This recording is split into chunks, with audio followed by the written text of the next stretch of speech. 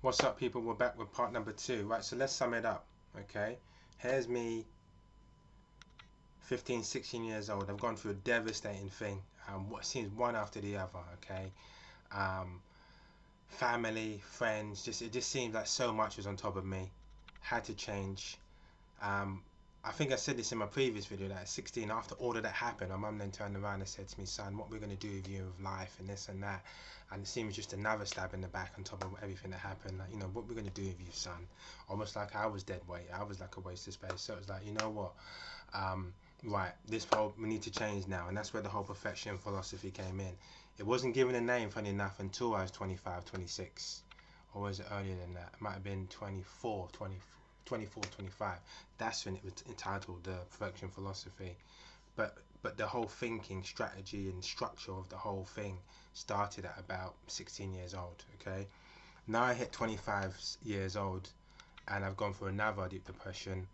I've come onto the internet. I've spent about 100 hours on this website, YMS Tears Come With Perfection website, detailing about depression, schizophrenia, border personality disorder, bipolar, manic depression, or all those kind of things, right?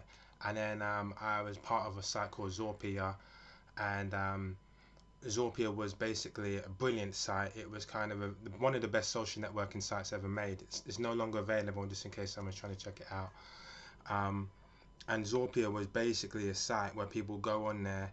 They have a similar site today, actually. Let me see if I can figure out the name of it, guys. So, because they have similar thing on Google. Right, so it's called Quora Digest. Q, U for Ultra, O for Aura, R for Red, A for Alpha, Digest. Quora Digest. Similar to Zorpia, because you can go in there and you can ask any question. You can say, why is the sky blue? And what will happen is you'll get about 15, 20 people coming back and saying, this is why the sky is blue. And not only are you interacting with people out there and they're giving you brilliant advice, some people would come in and be jokers, and this is where I learned to understand what the term troll. What is a troll? Because what a troll is today, and I said I've got a video called troll and ID or something like that. Is it a troll or is it an ID?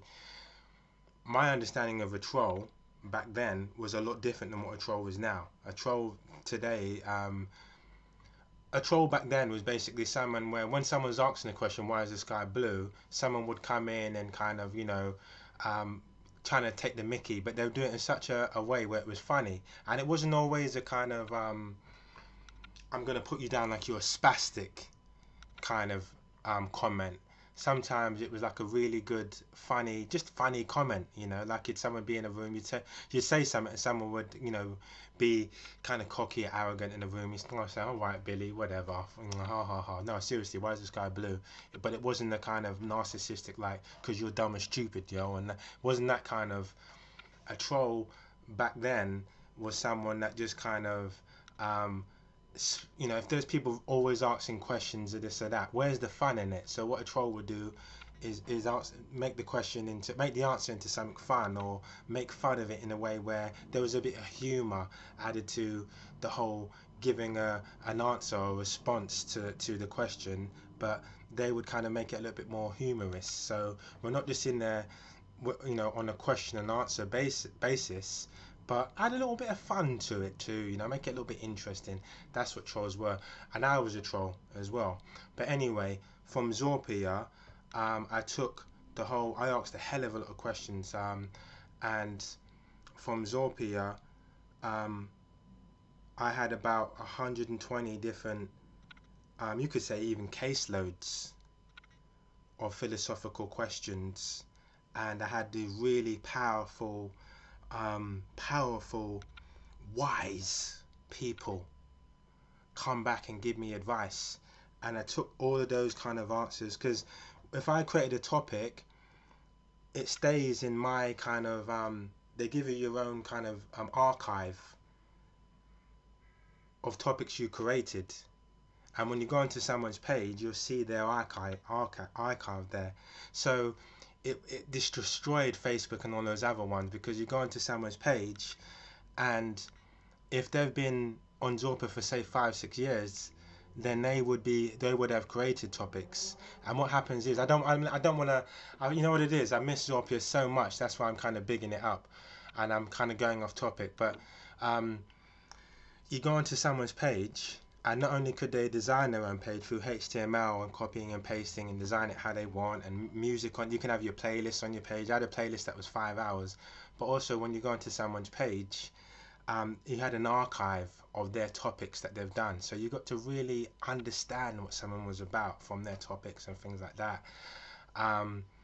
And there was general like popular, almost like iconic role models forward slash celebrities that kind of kept the site running, because they would always post, and I was one of them as well.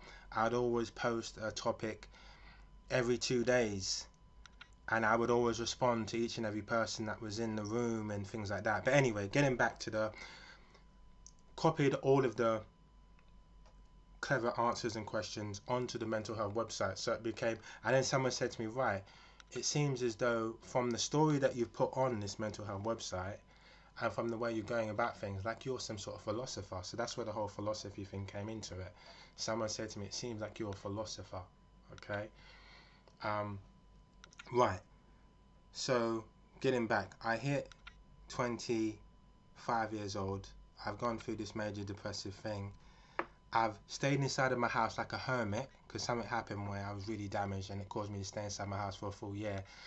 I slept during the day and I woke during the night. This is a true story, by the way. I won't even go into what happened, because I don't even want to go back there and think about it again. For a full year, okay, I developed that website. Okay, it was picking up pace. I had a good,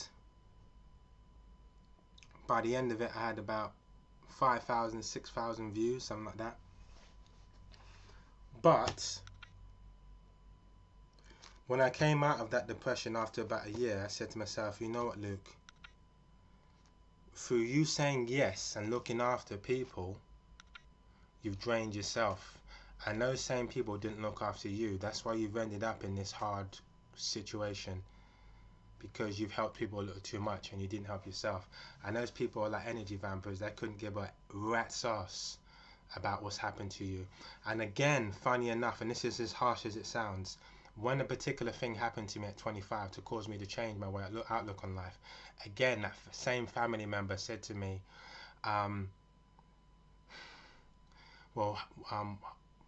not going to go into it, but they said, like, you know, you deserve this. Just like they said to me at 15 years old when I got robbed. They turned around and, rather than say, damn, man, I can't believe this happened to you, bruv, you know, you don't deserve this and this and that. They turned around and said to me, you deserve this and blah, blah, blah. Again, so I got hit for the second time. So I was like, you know what, right, we need to make a change now. So now this whole yes thing, I said to myself, right, now you're going to start saying no to people now, you know. And when people will ask me to do certain things, it wasn't no to everything. It wasn't no to everything.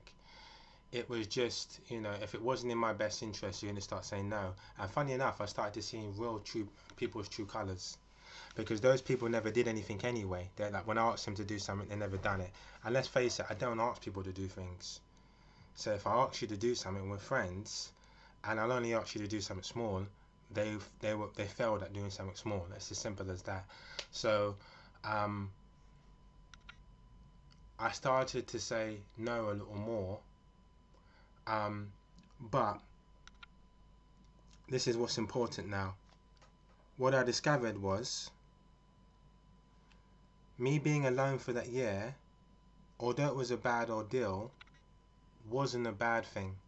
Because just like when I was 15, where, you know, I was so low that there's only one place I can go, that was up, because I couldn't go any further down. That happened to me again at 25, 26. When I broke out of that depression, and one of the major causes of it as well was marijuana, which thank God I can go into this. I didn't want to do a separate topic on marijuana, but I can bring it up now, so it's good in this whole think video. Okay, marijuana was a major cause of that as well, because marijuana and this is, if you said to me, what's the best way of finding out whether someone suffers from mental health or not, I would say to you, give them the marijuana test, because there's no way in hell that you can smoke marijuana as someone with mental health issues and hold down a 9 to 5 job. Okay, it's just not possible. So when you have all of these people jumping on the bandwagon and saying, yeah, I suffer from mental health as well, and I just deal with it, and then in the meanwhile they've got a little spliff in their mouth and a bottle of vodka in the other hand, you can't do that with mental health. You can't. It's not. You can sit down in your house and do those things, but not if you're working. Not if you say you had family and kids and you had responsibilities. You wouldn't be able to do it. You would end up being sectioned. I put everything I own on it. I'm not going to get out the Bible, actually. I was going to get it out, but I won't get out the Bible. I won't swear on the Bible or anything like that. I'll just say I put everything I own on it, that it's not possible. So for all of those people, like, in the beginning I was saying about listening, and people all jumping on the bandwagon, you're talking about, like, I'm talking about a mental health, and maybe someone jumps in now and wants to steal that away from me and says, yeah, boy, everyone suffers from mental health, innit, everyone suffers from mental health, blood, you know what I mean, and if you suffer from it, then I suffer from it, and I deal with it, you know what I mean, and all of that. But trying to jump on the bandwagon, I can tell you, whether you do or don't deal with it, whether you do suffer from it or don't suffer from it or not, or whether you're some ignorant idiot, basically, that's trying to kind of always control every situation and make it about them, I can tell you that if you're someone that smokes marijuana and holds down a job, I can tell you outright, you do not. If there's any test you can give someone, it would be the marijuana test. Because for me, from the age of 19, when it was introduced to me, and it was introduced to me, again, to all of the Candace Owens fans out there, it was introduced to me when I was 19 years old, and I was really down and had bad company around me. It wasn't even my company, to be honest with you. Bad company around me, and someone offered me a joint, and I took it. And that person that offered me the joint, let's face it, and this is what I say about bad-minded people as well, the person that offered me the joint really didn't have my best interest at heart. Remember when we talk about a sellout and what is a sellout and this and that, they didn't have my best interest at heart. I think that I was doing a lot of things back in those days. I was going to martial arts, I was going to college, I was quite, generally quite a happy person, and they wanted to see me kind of broken, or they wanted to see me turn into a cat. Now, for those that don't know what the term cat means, it means that when when you see those movies and you've got that crackhead that's walking up, I think in Boys, is it Menace to Society, when this guy walks up to him and goes, you got a little something? And the guy goes, what? No, I ain't got nothing. He's like, I think it's Menace, I'm sure it's Menace to Society. He's like, give me a little something like that. And then the guy goes, I ain't got anything. He goes, look, man, take my cheeseburger. And the guy goes, I don't want your cheeseburger, man. And then he goes, man, come on, man. I'll suck your dick, man. And then the guy goes, what did you say? Come on, man, just give me a little something. That's a cat. Now, weed doesn't turn you into a full-blown cat, but it turns you into someone that's vulnerable and someone that's dependent. It takes away your independence. So that person, when they gave it to me, they didn't give it to me in a good way. They gave it to me in a bad-minded way. And let's face it, several years later, I kind of was a cat. I was begging dealers for weed and all those kind of things, again, due to mental health. Although I have seen it destroy strong people as well that don't suffer from mental health. I have seen it destroy them. I have seen it take away their independence. I have seen them beg dealers for a draw until the end of the week and all that kind of stuff. I have seen it degrade them and belittle them. And I'm not as harsh on weed dealers as I am on, say, crack dealers and all of that kind of stuff. But it's not something, because I know that there's people out there with mental health.